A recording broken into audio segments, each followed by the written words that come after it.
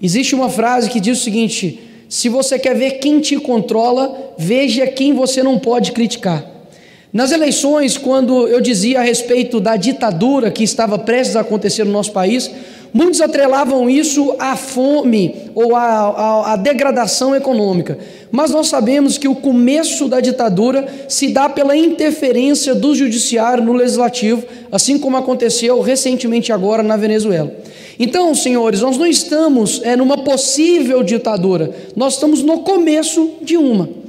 Quando nós vemos, por exemplo, um deputado que estava aqui nessa casa na legislação passada, ex-deputado federal Daniel Silveira, que teceu críticas duras, nas quais eu discordo, mas está preso por conta de um crime de opinião. E isso foi um mero teste para poder ver o nível de coragem que nós teríamos para poder enfrentar a tirania. Afinal de contas, tanto o artigo 53 da Constituição, quanto também o indulto presidencial que ele recebeu já não valem mais nada. Afinal, o Cesare Battisti, que matou 4 pessoas, o indulto dele vale. O José Dirceu, o indulto também dele vale. Um bandido, um ladrão também vale. Agora, para o Daniel Silveira, não. E muitas pessoas acreditam que essa luta, eu gostaria inclusive aqui de estar levantando outros temas, mas não existe direito subsequente à nossa liberdade.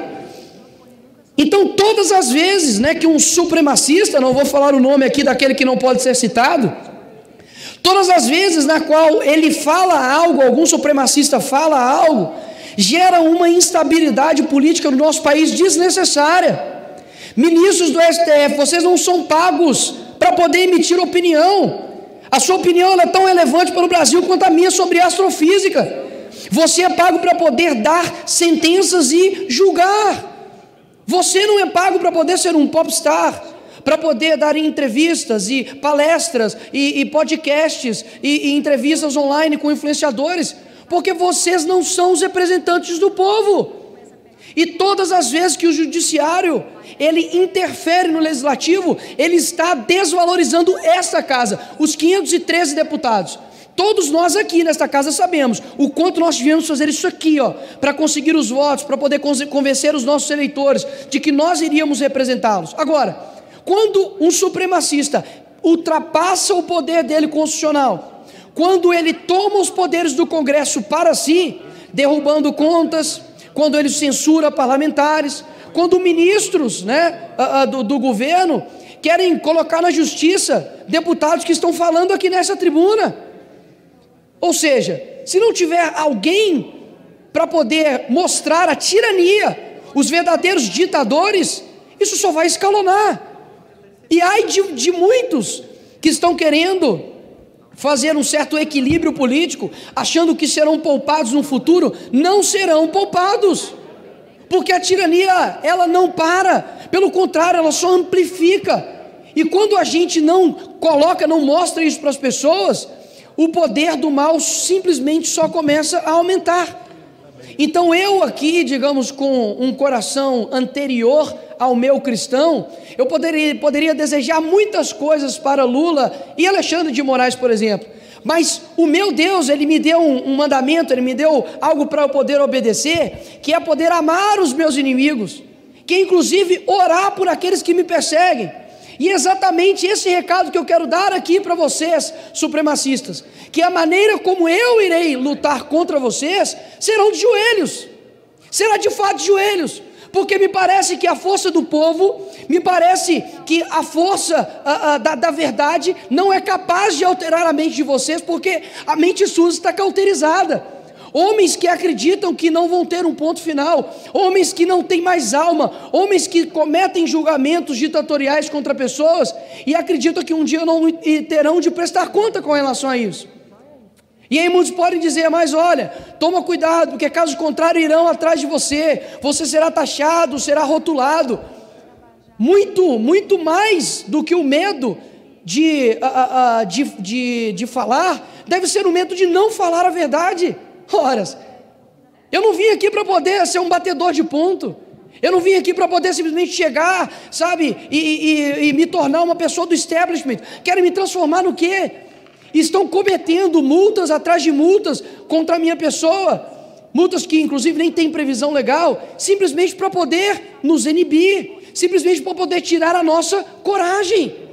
Recebi uma multa de R$30 mil, porque eu compartilhei uma reportagem do Reinaldo de Azevedo, que dizia que o PT desviou 242 bilhões da saúde. O que eu quero trazer aqui para todos nós, senhores? Todas as nossas nações que nós fizemos aqui, quem pensa somente em eleição, tem uma visão muito pequena. Nós temos que pensar numa geração, e pode ter certeza que esses homens que estão se sentindo, quase que semideuses, que nada os para, eu posso dizer aqui que há algo que eu vou ter um compromisso de orar para que Jesus vá e consiga vir com vocês. Porque se eu não acreditar de que existe uma pessoa que é o reto juiz, que existe um juiz dos juízes, que existe um Senhor do Senhor, eu não preciso ser mais cristão. Então aqui eu não preciso levantar uma Bíblia para poder professar aquilo que de fato acredito. Eu só estou mandando um recado para os senhores de que um dia vocês terão de prestar contas, um dia Ele vem para poder redimir, um dia toda língua, todo joelho vai ter que se joelhar perante eles. E isso que eu vou pedir, para que aquele que consegue ir na divisão da alma e do espírito, consiga convencer essas pessoas do que eles estão fazendo com o nosso país. Atento aqui para vocês, que muitas das vezes me perguntam quando sou parado na rua e digo, olha, não tem ninguém para poder parar esses ditadores, não tem ninguém para poder, parar essas pessoas, porque eles não representam o povo. E eu digo, olha, nós não estamos numa corrida de 100 metros, é uma maratona. Numa maratona a gente vai ter perdas, a gente vai ter batalhas que a gente vai perder, muitas vezes nós vamos desanimar, mas algo eu posso garantir para vocês, o povo brasileiro, ele está vendo com olhos atentos aqueles que defendem a verdade e aqueles que estão militando contra a justiça. Pessoas que dia após dia estão vendo que existe uma casta hoje no Brasil que tem tomado um tom tirânico, que uma hora a conta vai chegar. Então, se você muitas das vezes ficou aí desanimado, por conta das eleições perdidas agora, recentemente presidenciais, eu peço para que você continue estendendo a sua bandeira na sua casa, continue confiando em um Brasil verde, amarelo e azul, na qual a gente realmente não vai lutar somente por 4 em 4 anos, mas vamos conseguir lutar por gerações, porque aquilo que nós fazemos aqui no nosso presente, os filhos dos nossos filhos irão lembrar, ficará na história do nosso Brasil. E realmente quando eu digo que uma consequência para mim, as pessoas dizem, olha, toma cuidado, você não sabe o que é cadeia. Nossa, toma cuidado porque você não sabe o que é uma opressão. Você toma cuidado porque muitas das vezes pode ser um sonho de garoto que entra na política para poder mudar o Brasil. Se eu não tivesse esse sonho, eu não teria entrado aqui.